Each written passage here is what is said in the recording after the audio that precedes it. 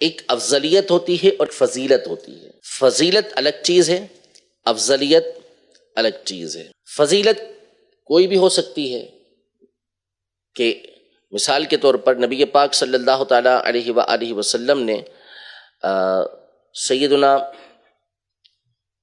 عبداللہ ابن مسعود رضی اللہ تعالیٰ عنہ کی قراءت کی تعریف فرمائی، ابی بن کعب رضی اللہ تعالیٰ عنہ کی قراءت کی آپ نے تعریف فرمائی، اور آپ امت کے سب سے بڑے قاری کہلائے ابی بن کعب رضی اللہ تعالیٰ عنہ، اور دیگر صحابہ کرام علیہم رضوان کی مختلف فضیلتیں۔ حضرت سیدنا ابو ذر غفاری رضی اللہ تعالیٰ عنہ کو آسمان کے نیچے سب سے سچا قرار دیا، لہجے کے اعتبار سے، گفتگو کے اعتبار سے سب سے سچا قرار دیا، اور صحابہ کرام علیہم رضوان کی الگ الگ نبی پاک صلی اللہ تعالیٰ علیہ وسلم نے مختلف فضیلتیں بیان کی، حسنین کریمین کی بیان کی، سیدہ فاطمہ زہرا رضی اللہ تعالیٰ عنہا کی بیان کی، اور افراد کی بیان کی۔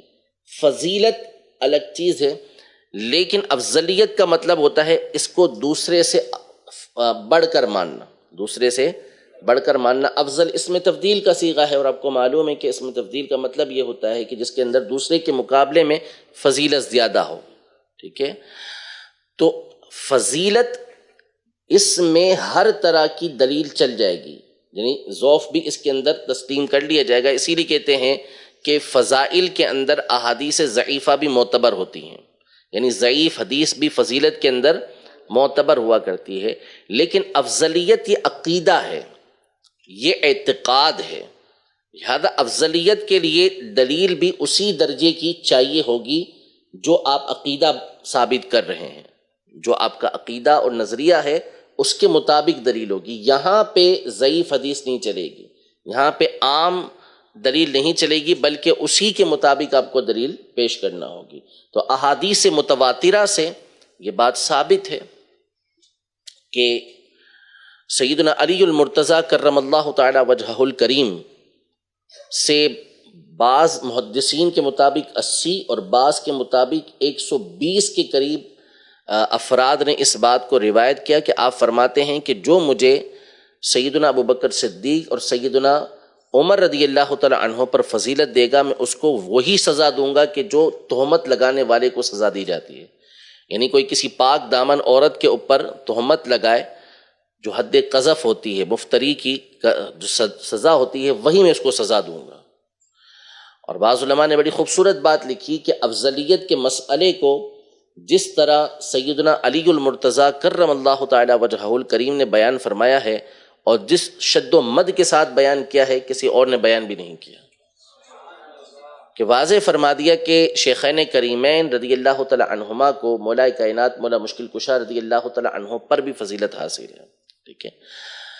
اچھا، اب جو فضیلت ہوتی ہے، یہاں پر جو اہم ترین بات ہے وہ یہ ہے کہ بعض کتابوں کے اندر یا بعض نصوص کے اندر جب دیگر افراد کی، بالخصوص سیدنا علی المرتضیٰ مولا کائنات مولا مشکل کشا، جن پر ہمارے ماں باپ قربان، ہماری جانیں قربان، ہماری آل اولاد قربان، جن کے قدموں کی خاک کا سرما ہمارے لیے دنیا کی ہر چیز سے بڑھ کر ہے، کہ ان کی قدموں کی خاک مل جائے، یہی ہمارے لیے سعادتوں کی معراج ہے۔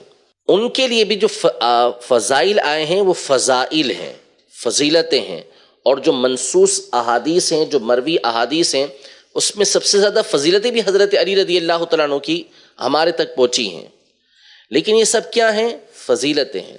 افضلیت جدا گانا چیز ہے۔